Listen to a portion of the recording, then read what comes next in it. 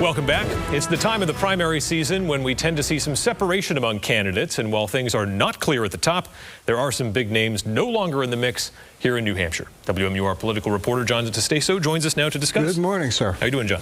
Good. So Beto O'Rourke is out. Julian Castro pulling his campaign out of New Hampshire.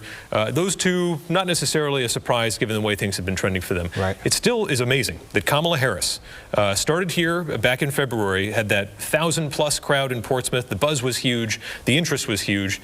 And now she's backing out of the state now and going all in on Iowa. Right. It was sort of a slow withdrawal, and then suddenly, bang, she's virtually out of the state. There's a couple of staffers here.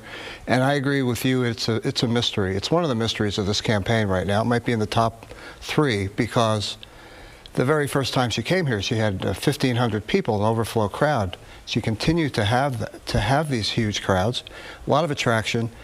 She just didn't seem to want to connect here. I mean, I don't know how else to put it. There didn't seem to be a desire. It just wasn't in her plans in New Hampshire. Why? I don't know exactly why. I don't know if anyone does other than Kamala Harris and her top aides. But I think that she did miss a big opportunity. I think that in the end, unless there's a real reversal of history, it's not going to bode well for her down the road. She has to win Iowa now. She has to win South Carolina.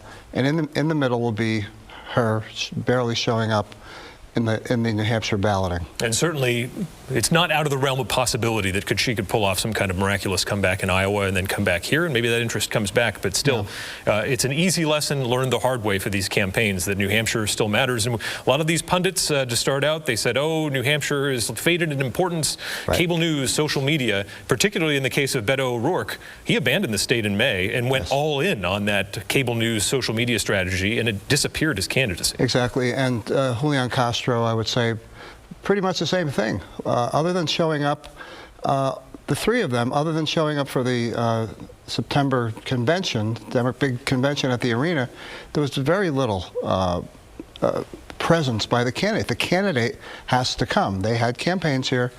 They were lobbying we in the press for this story and that story. These little endorsements, that endorsement, plans. But with the candidate not here and the candidate just showing that they did not want to connect with New Hampshire.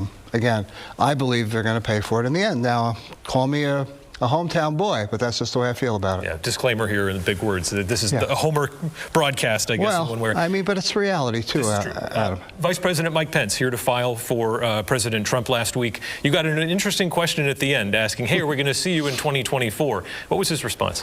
He just kind of looked at me, turned around a little bit, looked at me and said, I'll keep you posted.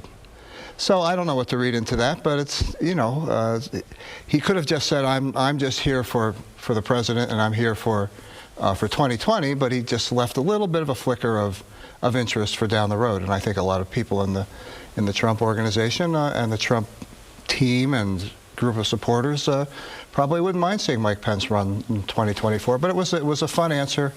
And I'm glad I got an answer that kept sort of the spark burning. Right, and that who inherits the Trump legacy is going to be one of the biggest questions, no matter whether that's 2021 or 2024. That's one of the big question marks for Republicans going forward.